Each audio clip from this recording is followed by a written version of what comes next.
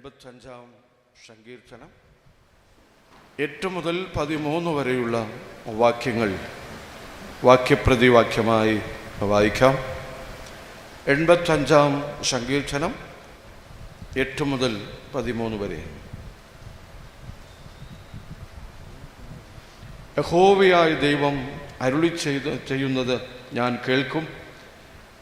അവർ ഭോഷത്വത്തിലേക്ക് വീണ്ടും തിരിയാതിരിക്കേണ്ടതിന് അവൻ തൻ്റെ ജനത്തോടും തൻ്റെ ഭക്തന്മാരോടും സമാധാനം അരുളും. തിരുമഹത്വം നമ്മുടെ ദേശത്തിൽ വസിക്കേണ്ടതിന് അവന്റെ രക്ഷ അവന്റെ ഭക്തന്മാരോട് അടുത്തിരിക്കുന്നു നിശ്ചയം. ദയയും വിശ്വസ്തതയും തമ്മിൽ എതിരേറ്റിരിക്കുന്നു, നീതിയും സമാധാനവും തമ്മിൽ ചുംബിച്ചിരിക്കുന്നു.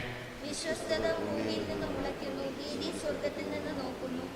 യഹോവ നന്മ നൽകുകയും നമ്മുടെ ദേശം വിളതരികയും ചെയ്യും. നീതി അവന് മുമ്പായി നടക്കുകയും അവന്റെ കാൽച്ചുവടുകളുടെ വഴി നോക്കുകയും ചെയ്യും.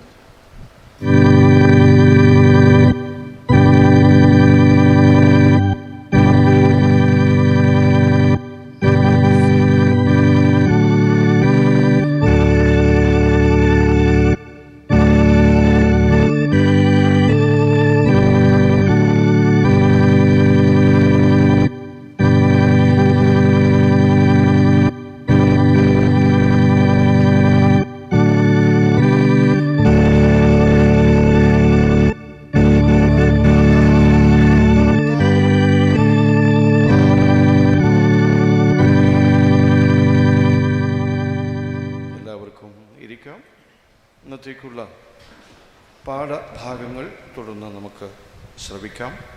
പഴയ നിയമ പാഠം യെശയ്യാ പ്രവാചകൻ്റെ പുസ്തകം 9-ാം അധ്യായം 2 മുതൽ 7 വരെയുള്ള ദൈവവചനം. യെശയ്യാവ് 9-ാം അധ്യായം 2 മുതൽ 7 വരെ.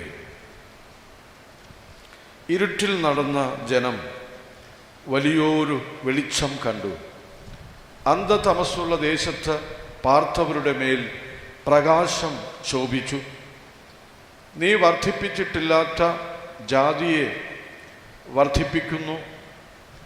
അവർ നിന്റെ സന്നിധിയിൽ സന്തോഷിക്കുന്ന സന്തോഷവും കൊയ്ത്തുകാലത്തിലെ സന്തോഷം പോലെയും കൊള്ള പങ്കിടുമ്പോൾ ആനന്ദിക്കുന്നത് പോലെയും ആകുന്നു.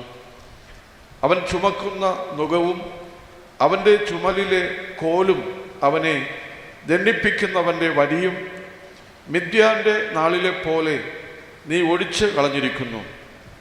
ഒച്ചയോടെ ചവിട്ടി നടക്കുന്ന യോദ്ധാവിൻ്റെ ചെരുപ്പൊക്കെയും രക്തം പുരണ്ട വസ്ത്രവും വിറകുപോലെ തീക്ക് ഇരയായിത്തീരും. നമുക്ക് ഒരു ശിശു ജനിച്ചിരിക്കുന്നു, നമുക്ക് ഒരു മകൻ നൽകപ്പെട്ടിരിക്കുന്നു. ആധിപത്യം അവൻ്റെ തോളിലിരിക്കും. അവൻ അത്ഭുതമന്ത്രി, വീരനാം ദൈവം, നിത്യപിതാവ്, സമാധാന പ്രഭു എന്ന് പേർ വിളിക്കപ്പെടും. അവൻ്റെ ആധിപത്യത്തിൻ്റെ വർധനയ്ക്കും സമാധാനത്തിനും അവസാനമുണ്ടാകുകയില്ല. ദാവീദിൻ്റെ സിംഹാസനത്തിലും അവൻ്റെ രാജത്വത്തിലും ഇന്നു മുതൽ എന്നേക്കും അവൻ അതിനെ ന്യായത്തോടും നീതിയോടും കൂടെ സ്ഥാപിച്ച് നിലനിർത്തും. സൈന്യങ്ങളുടെ യഹോവയുടെ തീക്ഷ്ണത അതിനെ നിവർത്തിക്കും.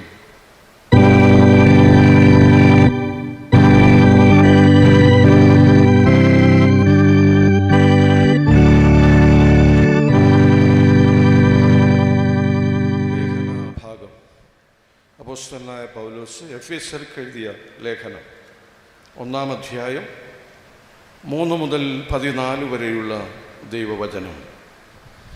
എഫെസ്യർ 1-ാം അധ്യായം 3 മുതൽ 14 വരെ.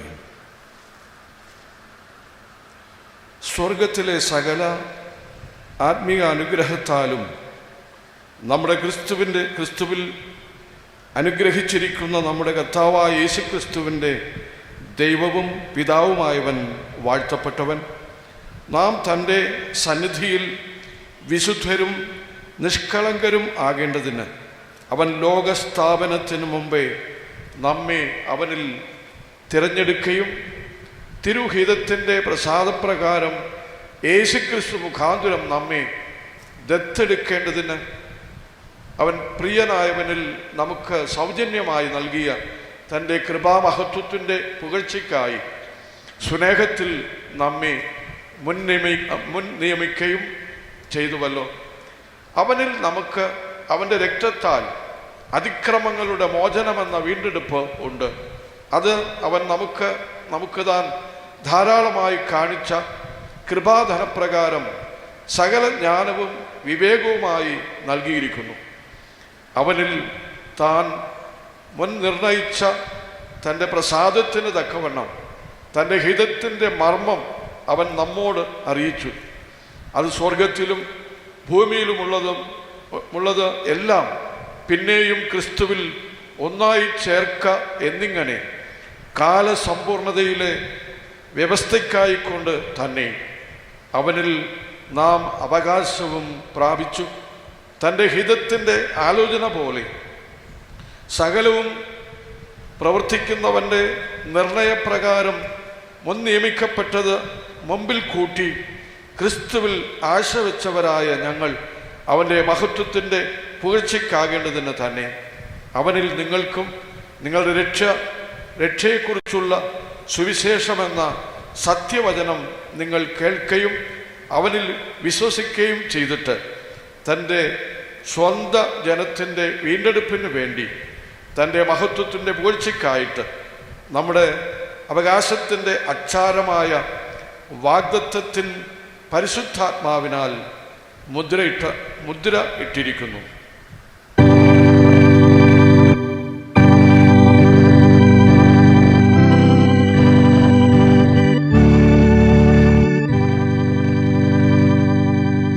സുവിശേഷ പാഠഭാഗം വിശുദ്ധ ലൂക്കോസ് എഴുതിയ സുവിശേഷം 2-ാം അധ്യായം 1 മുതൽ 14 വരെ ഭാഗം വായിക്കുമ്പോൾ എല്ലാവർക്കും എഴുന്നേറ്റ് നിൽക്കാം. ലൂക്കോസ് 2-ാം അധ്യായം 1 മുതൽ 14 വരെ. ആ കാലത്ത് ലോകമൊക്കെയും പേർവഴി ചാർത്തേണം എന്ന ഔഗസ്തോസ് കൈസരുടെ ഒരു ആജ്ഞ പുറപ്പെട്ടു. കുറേന്യാസ് സുറിയനാട് വാഴുമ്പോൾ ഈ 1-ാമത്തെ ചാർത്തൽ ഉണ്ടായി. എല്ലാവരും ചാർത്തപ്പെടേണ്ടതിന് താന്താൻ്റെ പട്ടണത്തിലേക്ക് യാത്രയായി. അങ്ങനെ യോസേഫും ദാവീദിൻ്റെ ഗൃഹത്തിലും കുലത്തിലും ഉള്ളവനാകൊണ്ട് തനിക്ക് വിവാഹം നിശ്ചയിച്ചിരുന്ന മറിയ എന്ന ഗർഭിണിയായ ഭാര്യയോടും കൂടെ ചാർത്തപ്പെടേണ്ടതിന് ഗലീലയിലെ നസറേത്ത് പട്ടണം വിട്ടു. യഹൂദ്യയിൽ ബേത്ലഹേം എന്ന ദാവീദിൻ പട്ടണത്തിലേക്ക് പോയി. അവർ അവിടെ ഇരിക്കുമ്പോൾ അവൾക്ക് പ്രസവത്തിനുള്ള കാലം തികഞ്ഞു. അവൾ ആദ്യജാതനായ മകനെ പ്രസവിച്ചു. ശീലകൾ ചുറ്റി വഴിയമ്പലത്തിൽ അവർക്ക് സ്ഥലം ഇല്ലായകയാൽ പശുത്തൊട്ടിയിൽ കിടത്തി. അന്ന് ആ പ്രദേശത്ത് ഇടയന്മാർ രാത്രിയിൽ ആട്ടിൻകൂട്ടത്തെ കാവൽ കാത്ത് വെളിയിൽ പാർത്തിരുന്നു. അപ്പോൾ കർത്താവിൻ്റെ ദൂതൻ അവരുടെ അരികെ നിന്നു. കർത്താവിൻ്റെ തേജസ് അവരെ ചുറ്റിമിന്നി. അവർ ഭയപരവശരായി തീർന്നു. ദൂതൻ അവരോട്, ഭയപ്പെടേണ്ട, സർവ്വജനത്തിനും ഉണ്ടാവാനുള്ള ഒരു മഹാസന്തോഷം ഞാൻ നിങ്ങളോട് സുവിശേഷിക്കുന്നു. കർത്താവായ ക്രിസ്തു എന്ന രക്ഷിതാവ് ഇന്ന് ദാവീദിൻ്റെ പട്ടണത്തിൽ നിങ്ങൾക്കായി ജനിച്ചിരിക്കുന്നു. നിങ്ങൾക്കടയാളമോ? ശീലകൾ ചുറ്റി പശുത്തൊട്ടിയിൽ കിടക്കുന്ന ഒരു ശിശുവിനെ നിങ്ങൾ കാണും എന്ന് പറഞ്ഞു. പെട്ടെന്ന് സ്വർഗീയ സൈന്യത്തിൻ്റെ ഒരു സംഘം ദൂതനോട് ചേർന്ന് ദൈവത്തെ പുകഴ്ത്തി. അത്യുന്നതങ്ങളിൽ ദൈവത്തിൻ്റെ മഹത്വം, ഭൂമിയിൽ ദൈവപ്രസാദമുള്ള മനുഷ്യർക്ക് സമാധാനം എന്ന് പറഞ്ഞു.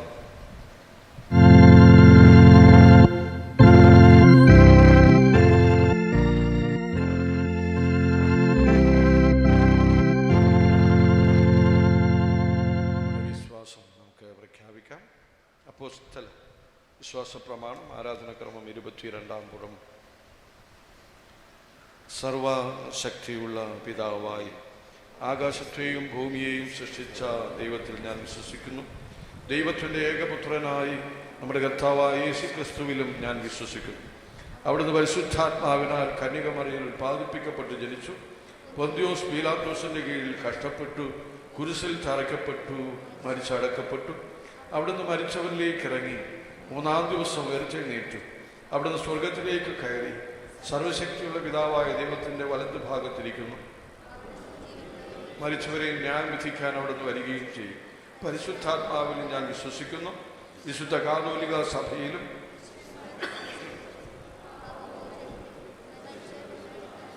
നിത്യജീവനിലും ഞാൻ വിശ്വസിക്കുന്നു. ആമീൻ.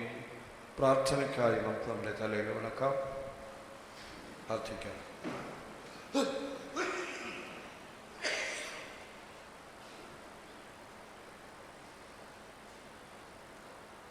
ഞങ്ങളെ അനന്തമായി സ്നേഹിക്കുന്ന സ്വർഗീയ പിതാവേ, അനുഗ്രഹിക്കപ്പെട്ട ഈ ക്രിസ്മസ് ദിനത്തിനായി ഞങ്ങൾ നന്ദിയോടെ സ്തോത്രം ചെയ്യും. 2020 വർഷത്തിലും ഒരു ക്രിസ്മസ് നാളുകൂടെ ഞങ്ങൾക്ക് കാണുവാനും അനുഭവിക്കുവാനും സന്തോഷത്തോടെ അവിടുത്തെ സന്നിധിയിൽ ഒരുമിച്ച് കൂടി വന്നു അവിടുത്തെ തിരുമുഖത്തേക്ക് നോക്കി അങ്ങേ ആരാധിക്കുവാൻ ഒരു അവസരം കൂടെ ഞങ്ങൾക്ക് തന്നതിനായി ഞങ്ങൾ നന്ദിയോടെ സ്തോത്രം ചെയ്യും. സ്വർഗീയ പിതാവേ, ആദ്യ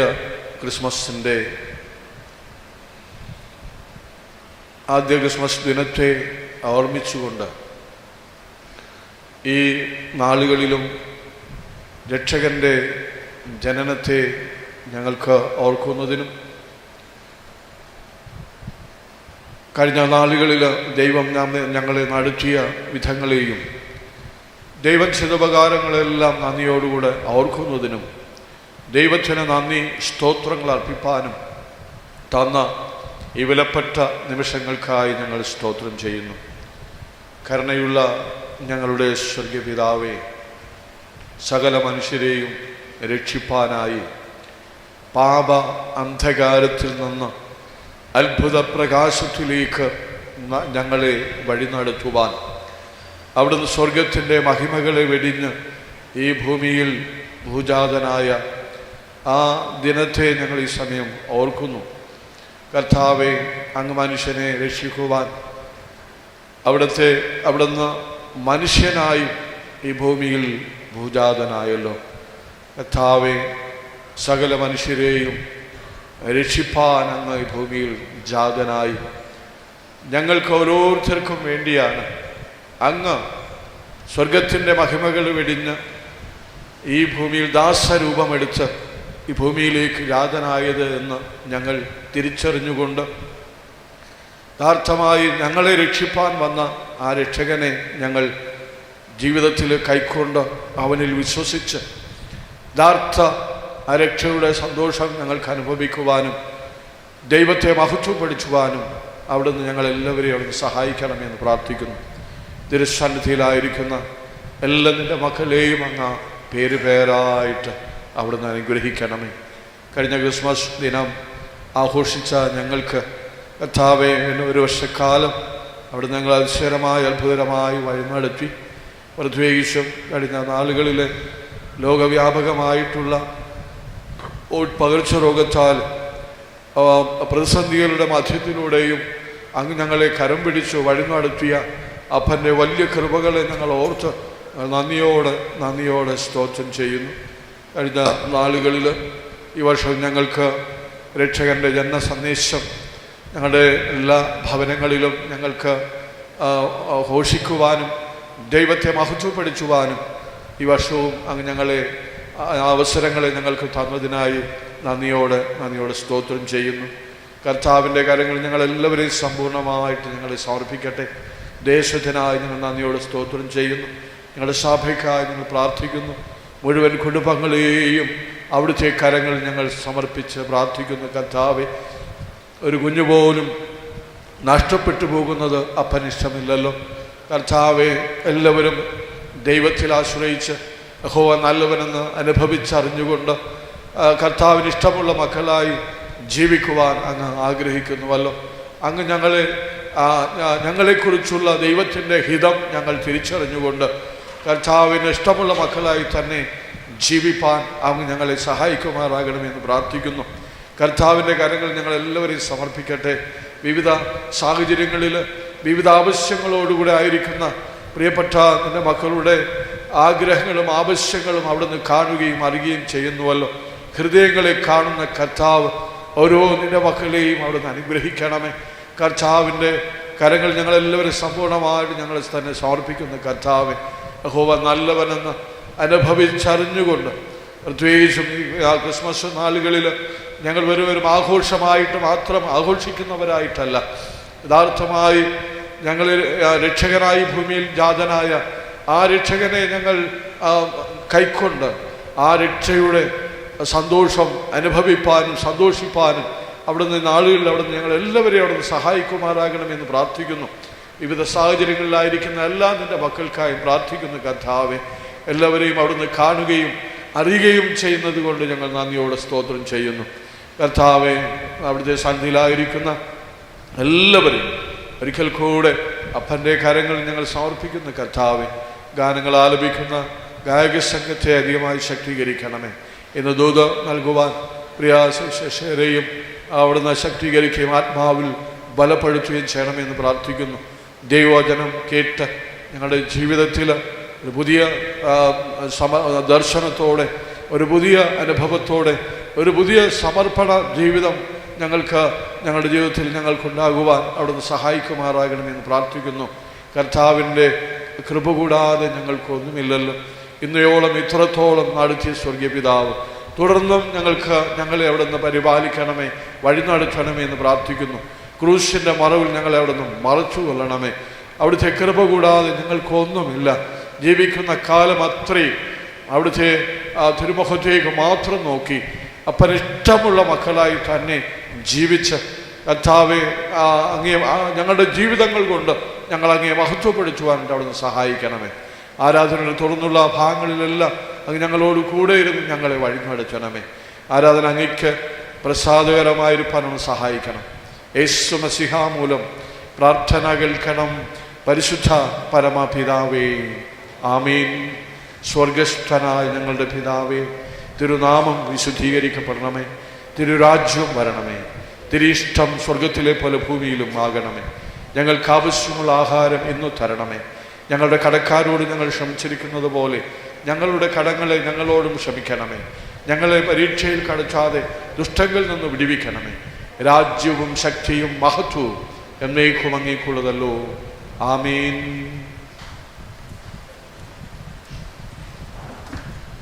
പരസ്യമായിട്ട് അറിയിക്കാനുള്ള പ്രധാന കാര്യങ്ങൾ അറിയിക്കുന്നു. ഇന്ന്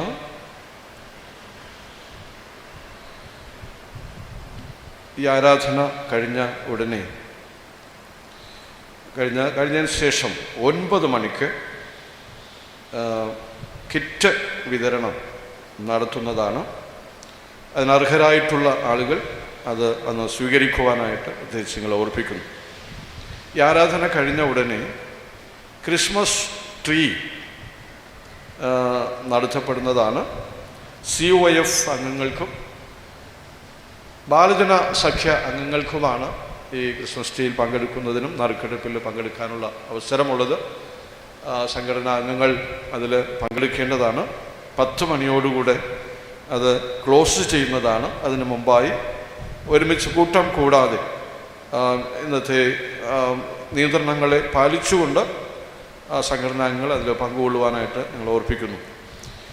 വരുന്ന ഞായറാഴ്ച 27-ാം തീയതി ഞായർ ആരാധന പതിവ് പോലെ നടത്തപ്പെടുന്നതാണ്. 31-ാം തീയതി വർഷാന്ത്യ ആരാധന 10:30 PM ആരംഭിക്കും. 12 മണി കഴിയുമ്പോൾ 12:15 ആകുമ്പോൾ ആരാധന അവസാനിക്കുന്നതാണ്. ആദ്യ ആരാധന 31-ാം തീയതി വർഷാന്ത്യ ആരാധന 10:30 PM ആരംഭിക്കും. പുതുവർഷ ആരാധന 1/1/2021 വെള്ളിയാഴ്ച. നമ്മൾ ഇന്നത്തെ ഈ ആരാധന പോലെ തന്നെ ആദ്യ 2 ആരാധനകളായിട്ടാണ് ക്രമീകരിച്ചിരിക്കുന്നത്. ആദ്യ ആരാധന 6 മണിക്കും രണ്ടാമത്തെ ആരാധന 7:30 ആരംഭിക്കുന്നതാണ്. ഈ വാർഡ് അടിസ്ഥാനത്തിൽ തന്നെ നിങ്ങൾ ആരാധനയിൽ പങ്കുകൊള്ളേണ്ടതാണ്. അല്ലെങ്കിൽ ഒരുമിച്ച് കൂടി വരാതിരിക്കുന്നതിന് വേണ്ടിയാണ് ഈ വാർഡ് അടിസ്ഥാനത്തിൽ ആരാധന ക്രമീകരിച്ചിരിക്കുന്നത്. എല്ലാവരും അതിൽ പ്രാർത്ഥനയോടുകൂടെ ആരാധനകൾ സംബന്ധിക്കുവാൻ പ്രത്യേകിച്ച് നിങ്ങളെ ഓർപ്പിക്കുന്നു. 1-ാം തീയതി മുതൽ പുതുവർഷ വാര ആരാധന 1-2 തീയതികളിൽ, ജനുവരി 1-ാം തീയതിയും 2-ാം തീയതിയും വൈകുന്നേരം 7 PM ആരാധന ഉണ്ടായിരിക്കുന്നതാണ്. മറ്റ് പ്രത്യേക അറിയിപ്പുകളും തന്നെ ഇല്ല. നമുക്കെല്ലാവർക്കും എഴുന്നേറ്റ് ഗീതത്തിൽ നിന്നും 350-ാം ഗീതം പാടാം. അതിമംഗല കാരണനെ എന്നാരംഭിക്കുന്ന 350-ാം ഗീതം. തുടർന്ന് നമുക്ക് ദൈവവചനം ശ്രവിക്കാം.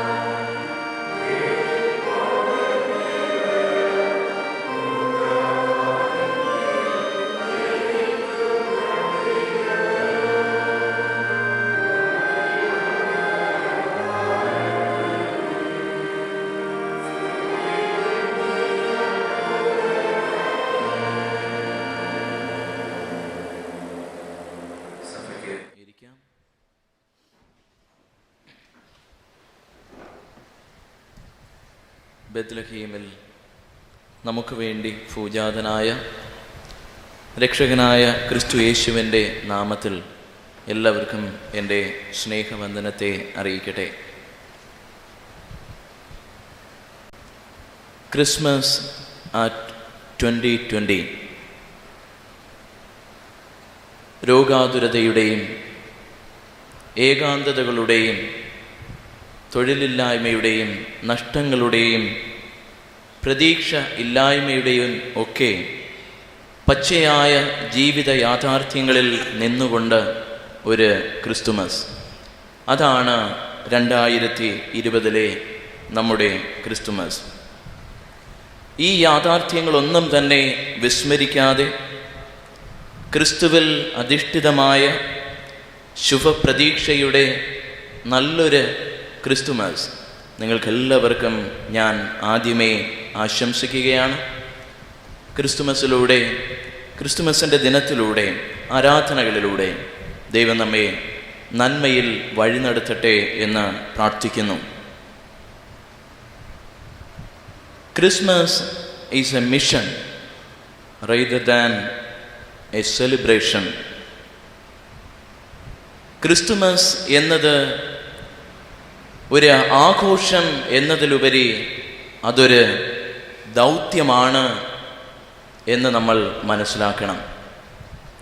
ഈ ഒരു സന്ദേശം ഉൾക്കൊള്ളുന്ന ഒരു ചിന്താ വിഷയമാണ് ഈ ക്രിസ്തുമസ് ദിനത്തിൽ 2020 ക്രിസ്തുമസ് ദിനത്തിൽ സഭ നമുക്ക് ചിന്തിക്കുവാനായി നൽകിയിട്ടുള്ള ചിന്താവിഷയം എന്നത്.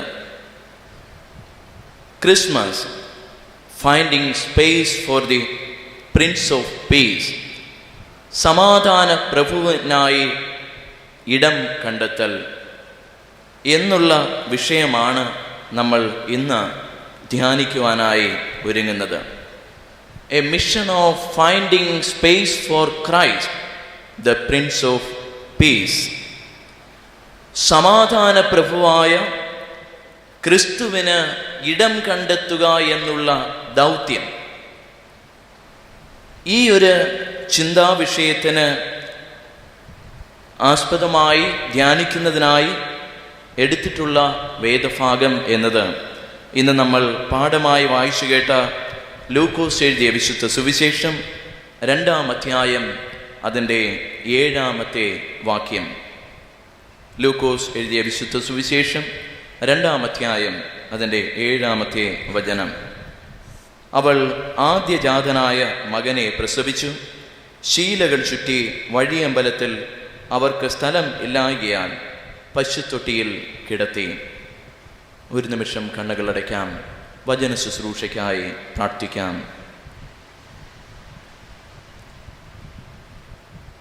സമാധാന പ്രഭുവായ ക്രിസ്തുവേ, 2000-ൽ പരം വർഷങ്ങൾക്ക് മുൻപ് അങ്ങ് ഈ ലോകത്തിൽ ഞങ്ങളെപ്പോലെ ഒരുവനായി മാറ്റപ്പെട്ടു എന്നുള്ള വലിയ സുവിശേഷത്തെ ഈ 2020-ാം വർഷത്തിലും ഞങ്ങൾക്ക് അനുസ്മരിക്കുവാൻ, ദൈവസന്നിധിയിൽ ആരാധനകൾ അർപ്പിക്കുവാൻ അങ്ങ് ഇടയാക്കുന്നല്ലോ. ഈ ക്രിസ്തുമസിൻ്റെ ദിനത്തിൽ അങ്ങയുടെ രക്ഷാകരമാകുന്ന വചനത്തെ മനനം ചെയ്യുവാൻ തിരുസന്നിധിയിൽ അടിയങ്ങൾ വരുന്നു.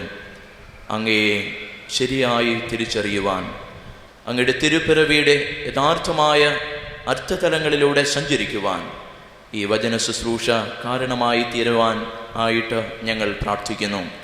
ബലഹീനനും അശക്തനും അയോഗ്യനുമാകുന്ന അടിയനെ അങ്ങ് വചന ശുശ്രൂഷയ്ക്ക് യോഗ്യനാക്കി തീർക്കണമേ. ശ്രവിക്കുന്ന എല്ലാ ഹൃദയങ്ങളിലും ദൈവത്തിൻ്റെ ആത്മാവ് പരിവർത്തിക്കുവാൻ അങ്ങ് ദിവ്യ സംസർഗം ചെയ്യണമേ. തിരുക്കരങ്ങളിലേക്ക് വചന ശുശ്രൂഷയെ സമർപ്പിക്കുന്നു. യേശു ക്രിസ്തു മുഖാന്തരം പ്രാർത്ഥന കേൾക്കണം പരിശുദ്ധ പിതാവേ, ആമേൻ. Christmas, finding space for the Prince of piece, സമാധാന പ്രഭുവിനായി ഇടം കണ്ടെത്തൽ. അവൾ ആദ്യജാതനായ മകനെ പ്രസവിച്ചു. ശീലകൾ ചുറ്റി വഴിയമ്പലത്തിൽ അവർക്ക് സ്ഥലം ഇല്ലായ്കയാൽ പശുത്തൊട്ടിയിൽ കിടത്തി. ക്രിസ്തുമസ് ദിനം പൂർണ്ണ ഗർഭിണിയായ ഒരു യുവതിയുടെയും അല്ലെങ്കിൽ നവജാത ശിശുവുമായി വരുന്ന ഒരു യുവതിയുടെയും തൻ്റെ പ്രിയതമനായ പുരുഷൻ്റെയും മുൻപിൽ വാതിലുകൾ അടയപ്പെടുന്ന ഒരു ദിനത്തിൻ്റെ ഓർമ്മ പുതുക്കുന്ന ഒരു ദിവസം.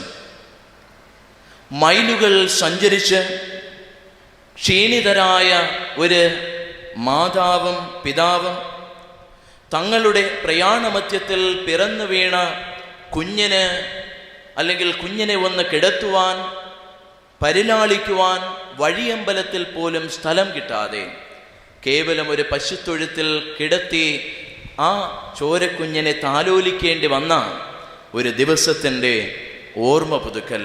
അതാണ് ക്രിസ്തുമസ് ദിനം. പ്രിയ ദൈവമക്കളെ, ഈ ഓർമ്മകളിൽ നിന്നുകൊണ്ട് ആ ദിവ്യ പൈതലാകുന്ന ക്രിസ്തുവിന് ഇന്നിൻ്റെ നമ്മുടെ സാഹചര്യങ്ങളിൽ ഇടം കണ്ടെത്തുക, അല്ലെങ്കിൽ ഇടം കണ്ടെത്തുവാനുള്ള ഒരു ആഹ്വാനമാണ് ക്രിസ്തുമസ് എന്നത് നമ്മൾ മനസ്സിലാക്കണം. അതുകൊണ്ടാണ് ആദ്യമേ ഞാൻ പറഞ്ഞത്, Christmas is A mission rather than a celebration. ക്രിസ്തുവിന് നമ്മുടെ ജീവിത സാഹചര്യങ്ങളിൽ ഇടം കണ്ടെത്തുക എന്നുള്ള ഒരു ദൗത്യം, ആ ഒരു ദൗത്യമാണ് ക്രിസ്തുമസ് നമുക്ക് നൽകുന്നത് എന്ന് ഞാനും നിങ്ങളും മനസ്സിലാക്കണം. പ്രിയ ദൈവമക്കളെ, യേശുക്രിസ്തു ഈ ലോകത്തിൽ 2000-ൽ പരം വർഷങ്ങൾക്ക് മുൻപ് ഭൂജാതനായപ്പോൾ ഇവിടെ കിടത്തുവാൻ ഇടമില്ലാതെ ക്രിസ്തുവിന് ഇടം ലഭിച്ചത് കാലിത്തൊഴുത്തായിരുന്നു എന്ന് നമ്മൾ വായിക്കുകയും ചിന്തിക്കുകയും ഒക്കെ ചെയ്യുന്നതാണ്. എന്നാൽ 2000-ൽ പരം വർഷങ്ങൾക്കിപ്പുറം കഴിയുന്ന ഞാനും നിങ്ങളും, അല്ലെങ്കിൽ ഈ ഒരു കാലഘട്ടത്തിൽ ജീവിക്കുന്ന നമ്മുടെ ജീവിത സാഹചര്യങ്ങളിൽ ക്രിസ്തുവിന് എവിടെയാണ് നമ്മൾ ഇടം കൊടുക്കേണ്ടത് എന്ന് നമ്മൾ ചിന്തിക്കണം. സ്വാഭാവികമായിട്ട് നമുക്കെല്ലാവർക്കും അറിയാവുന്ന കാര്യമാണ്, നമ്മുടെ ഹൃദയം പുൽക്കൂടാക്കണം എന്നൊക്കെ നമ്മൾ എല്ലാ വർഷവും ചിന്തിക്കുന്നതാണ്. തീർച്ചയായിട്ടും അത് തന്നെയാണ്. ഈ ഒരു സാഹചര്യത്തിൽ, ഈ ഒരു കാലഘട്ടത്തിൽ ക്രിസ്തുവിന് നമ്മൾ ഇടം കൊടുക്കേണ്ടത് നമ്മുടെ ജീവിതങ്ങളിലാണ് എന്ന് നമ്മൾ മനസ്സിലാക്കണം. അല്ലാതെ പള്ളിയിലോ നമ്മുടെ വീട്ടിലേതെങ്കിലും ഒരു റൂമിലോ അല്ലെങ്കിൽ ഒരു പ്രത്യേക സ്ഥലത്തോ ഒന്നുമല്ല ക്രിസ്തുവിന് നമ്മൾ ഇടം കൊടുക്കേണ്ടത്. ക്രിസ്തുവിന് ഇടം കൊടുക്കേണ്ടത് നമ്മുടെ ജീവിതങ്ങളിലാണ് എന്ന് നമ്മൾ തിരിച്ചറിയണം. പ്രിയ ദൈവമക്കളെ, അത് വളരെ നിസ്സാരമായിട്ടുള്ള ഒരു കാര്യമല്ല. ക്രിസ്തുവിന് ജീവിതങ്ങളിൽ ഇടം കൊടുക്കുക എന്ന് പറയുന്നത് it is not an easy task. ഇതൊരു നിസ്സാരമായ ജോലിയല്ല. നമുക്കൊരു ക്രിസ്തുമസിന് വേണമെങ്കിൽ ഒരു നക്ഷത്രം കെട്ടാൻ നമുക്ക് പറ്റുമായിരിക്കും. സഭയെ പോലെ നമ്മുടെ ഭവനങ്ങളെ അലങ്കരിക്കുവാൻ നമുക്കൊരു പക്ഷേ പറ്റുമായിരിക്കും. ക്രിസ്തുമസ് കരോൾ പാടാൻ നമുക്കൊരു പക്ഷേ പറ്റുമായിരിക്കും. ക്രിസ്തുമസ് ആരാധനകളിൽ പങ്കെടുക്കുവാൻ പറ്റുമായിരിക്കും. ഇതുപോലെ പ്രസംഗിക്കുവാൻ, ആരാധന നടത്താനൊക്കെ നമുക്ക് പറ്റുമായിരിക്കാം. പക്ഷേ ക്രിസ്തുവിന് എൻ്റെ ജീവിതത്തിൽ ഇടം കൊടുക്കുക എന്നത് അത് വളരെ നിസ്സാരമായിട്ടുള്ള ഒരു കാര്യമല്ല. പ്രിയ ദൈവമക്കളെ, അതുകൊണ്ട് തന്നെ നമ്മുടെ ജീവിതങ്ങളിൽ ക്രിസ്തുവിന് ഇടം കൊടുക്കേണ്ടതിൻ്റെ പാഠമാണ് ഇന്ന് നമ്മൾ ചിന്തിക്കുവാൻ വളരെ ലഘുവായി ഒരൊറ്റ ചിന്ത നമ്മൾ ഈ സുവിശേഷ ഭാഗത്തെ ആസ്പദമാക്കി ചിന്തിക്കുവാനായി പോകുന്നത്. ക്രിസ്തുവിന് ഇടം കൊടുക്കേണ്ടതിൻ്റെ പാഠം, നമ്മുടെ ജീവിതങ്ങളിൽ ഇടം കൊടുക്കേണ്ടതിൻ്റെ പാഠം. ഇന്ന് കുറിവാക്യമായി എടുത്ത ഈ വേദഭാഗത്തിൽ ഇങ്ങനെ വായിക്കുന്നു: അവൾ ആദിജാതനായ മകനെ പ്രസവിച്ചു, ശീലകൾ ചുറ്റി, വഴിയമ്പലത്തിൽ അവർക്ക് സ്ഥലമില്ലായകയാൽ പശുത്തൊട്ടിയിൽ കിടത്തി. ഇവിടെ പ്രധാനമായ 2 കാര്യങ്ങൾ കാണാനായിട്ട് കഴിയും. 1 വഴിയമ്പലം, 2 പശുത്തൊട്ടി. പ്രിയ ദൈവമക്കളെ, യേശുക്രിസ്തുവിൻ്റെ കാലഘട്ടത്തിലും ഇന്നത്തെ പോലെ തന്നെ ദീർഘദൂരം സഞ്ചരിക്കുന്ന സഞ്ചാരികൾക്ക് വേണ്ടി വഴിയമ്പലങ്ങൾ അന്നും പണിതിട്ടുണ്ടായിരുന്നു എന്ന് നമുക്ക് കാണുവാനായിട്ട് കഴിയും. അതോടൊപ്പം തന്നെ ഈ വഴിയമ്പലങ്ങൾ പണിയപ്പെട്ടിട്ടുള്ളതോടൊപ്പം തന്നെ അവിടെ അവരുടെ വാഹനങ്ങൾ പാർക്ക് ചെയ്യാനായിട്ടുള്ള ഒരു സ്ഥലവുമുണ്ട്. സ്റ്റേബിൾ എന്നൊക്കെ പറയുന്ന ഒരു പ്രത്യേക സ്ഥലം എല്ലാ വഴിയമ്പലങ്ങളിലും അന്ന് ഉണ്ടായിരുന്നു. വാഹനങ്ങൾ പാർക്ക് ചെയ്യാനും ഇന്ധനം നിറയ്ക്കാനും ഒക്കെ. അപ്പോൾ ഇത് കേൾക്കുമ്പോൾ നമ്മൾ ചിന്തിക്കും, ഇന്നത്തെ പോലെ പെട്രോൾ പമ്പും അല്ലെങ്കിൽ വാഹനങ്ങൾ പാർക്ക് ചെയ്യാനുള്ള, അങ്ങനെയല്ല. ഇന്നോവയോ അതുപോലുള്ള വാഹനങ്ങളുടെ കാര്യമല്ല ഞാൻ പറഞ്ഞത്. അന്നത്തെ സഞ്ചാരികൾ ഉപയോഗിച്ചു കൊണ്ടിരുന്ന വാഹന മൃഗങ്ങൾ, അതായത് കഴുത, കുതിര, ഒട്ടകം, ഇതിനെയൊക്കെ പാർപ്പിക്കാൻ, ഈ യാത്രക്കാർക്ക് വേണ്ടി പാർപ്പിക്കാൻ വഴിയമ്പലത്തിൽ ഒരു പ്രത്യേക ഇടമുണ്ട്. അവിടെ പുൽത്തൊട്ടിയുണ്ട്. ഇങ്ങനെയുള്ള ഒരു ക്രമീകരണങ്ങളൊക്കെ ഉണ്ട്. ഈ രണ്ട് കാര്യങ്ങളാണ് ഇവിടെ വഴിയമ്പലമെന്നും പശുത്തൊട്ടി എന്നതുകൊണ്ട് ഉദ്ദേശിക്കുന്നത് എന്ന് ഒരു 90% നമുക്ക് ഈ പഠനത്തിൽ, വേദപുസ്തക പഠനത്തിൽ നമുക്ക് അനുമാനിക്കാം എന്നുള്ളതാണ്. എന്തൊക്കെയായിരുന്നാലും നമുക്കിവിടെ കാണാൻ കഴിയുന്നത് യേശുക്രിസ്തുവാകുന്ന നവജാത ശിശുവിനെ കിടത്തുവാൻ വഴിയമ്പലത്തിൽ സ്ഥലമില്ലായിരുന്നു. എന്നാൽ ഉണ്ണിയേശുവിനെ കിടത്തുവാൻ ഈ പശുത്തൊട്ടിയിലാണ് ഇടം കിട്ടിയത് എന്ന് ഈ വേദഭാഗത്തിൽ നിന്ന് നമുക്ക് കാണുവാനായിട്ട് കഴിയും. പ്രിയ ദൈവമക്കളെ, യേശുക്രിസ്തുവിന് ഇടം നൽകിയ പശുത്തൊട്ടിയും യേശുക്രിസ്തുവിന് ഇടം നൽകാത്ത ഒരു വഴിയമ്പലവും. പ്രിയ ദൈവമക്കളെ, ഞാനിവിടെ മനസ്സിലാക്കുന്ന ഒരു കാര്യം അല്ലെങ്കിൽ യഥാർത്ഥമായ ഒരു അർത്ഥതലം എന്ന് പറയുന്നത്, നിസ്സഹായതയുടെ മുൻപിൽ തുറക്കപ്പെട്ട വാതിലായിരുന്നു ഇവിടെ പശുത്തൊട്ടി എന്ന് പറയുന്നത്. നിസ്സഹായതയുടെ മുൻപിൽ അടയപ്പെട്ട വാതിലായിരുന്നു വഴിയമ്പലം എന്ന് പറയുന്നത്. ഞാൻ ഒരിക്കൽ കൂടി പറയാം, നിസ്സഹായതയുടെ മുൻപിൽ തുറക്കപ്പെട്ട വാതിലായിരുന്നു ഇവിടെ പശുത്തൊട്ടി. നിസ്സഹായതയുടെ മുൻപിൽ അടയപ്പെട്ട വാതിലായിരുന്നു ഇവിടെ വഴിയമ്പലം എന്ന് പറയുന്നത്.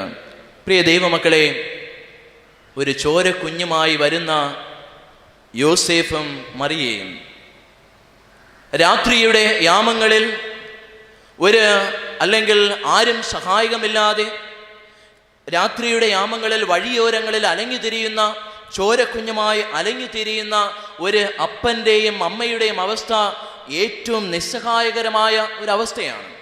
പരിചിതമായ മുഖങ്ങൾ ഒന്നുമില്ല, പരിചിതമായ വ്യക്തികളോ സ്ഥലങ്ങളോ അല്ല. അങ്ങനെ ഒരു സാഹചര്യത്തിൽ ആരുമില്ലാതെ വരുന്ന ഒരു അവസ്ഥ, തീർച്ചയായിട്ടും പൂർണ്ണമായും നിസ്സഹായതയുടെ അനുഭവത്തിലായിരിക്കുന്ന യോസേഫും മറിയയും പിഞ്ചു കുഞ്ഞാകുന്ന യേശു കുഞ്ഞും.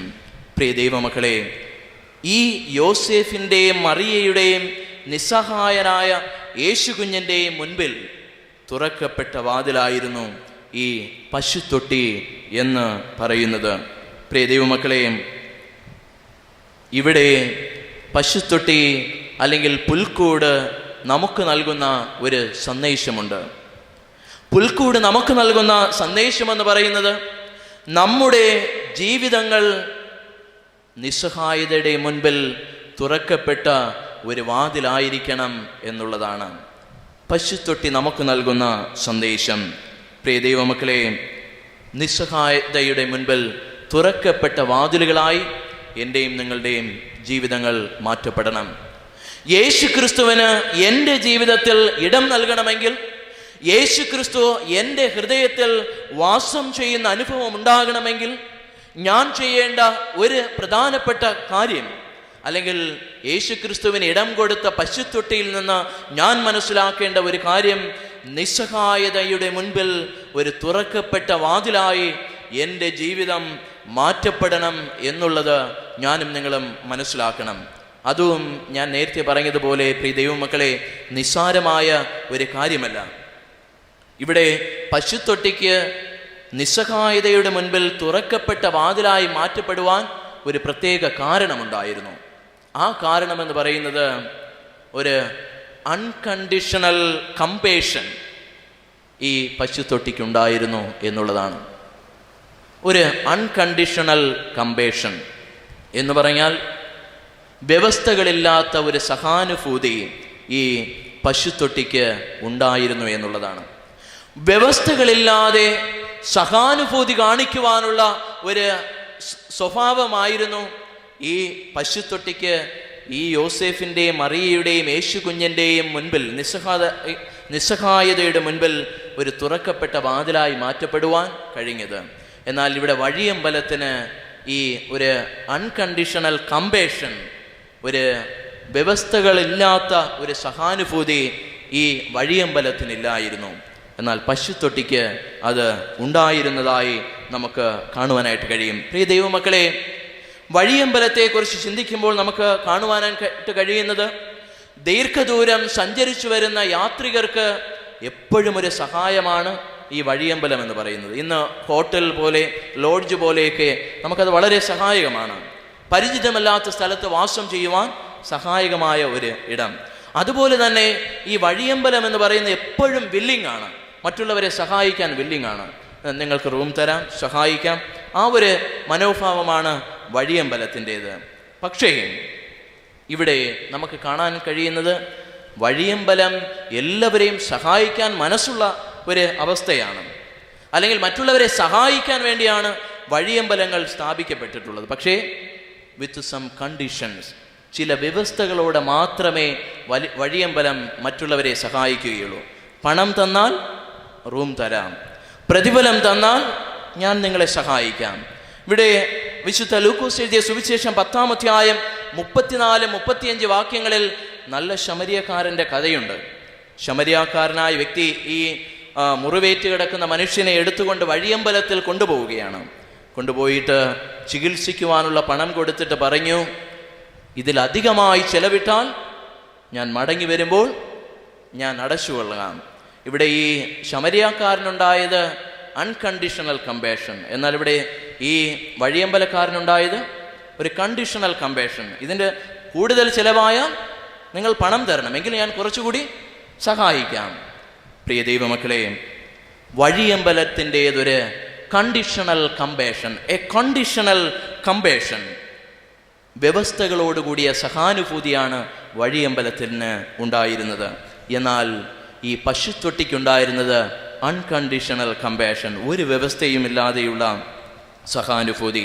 പ്രിയ ദൈവമക്കളെ, പല വ്യവസ്ഥകളുടെ അടിസ്ഥാനത്തിൽ വഴിയമ്പലം മറിയയെയും യോസെഫിനെയും ഉണ്ണിയേശുവിനെയും പുറത്താക്കിയപ്പോൾ ഒരു വ്യവസ്ഥകളുമില്ലാതെ ഇരുകൈയും നീട്ടി സ്വീകരിച്ച ഒരവസ്ഥയാണ് ഈ പശുത്തൊട്ടിക്ക് ഉണ്ടായിരുന്നത് എന്ന് നമുക്ക് കാണുവാനായിട്ട് കഴിയും. വ്യവസ്ഥകളില്ലാത്ത സഹാനുഭൂതി.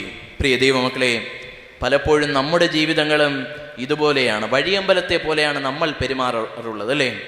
പലപ്പോഴും നമ്മൾ പറയാറുള്ളത് അങ്ങനെയാണ്, എനിക്കെന്തെങ്കിലും നന്മയുണ്ടായാൽ ഞാൻ നിങ്ങളെ സഹായിക്കാം.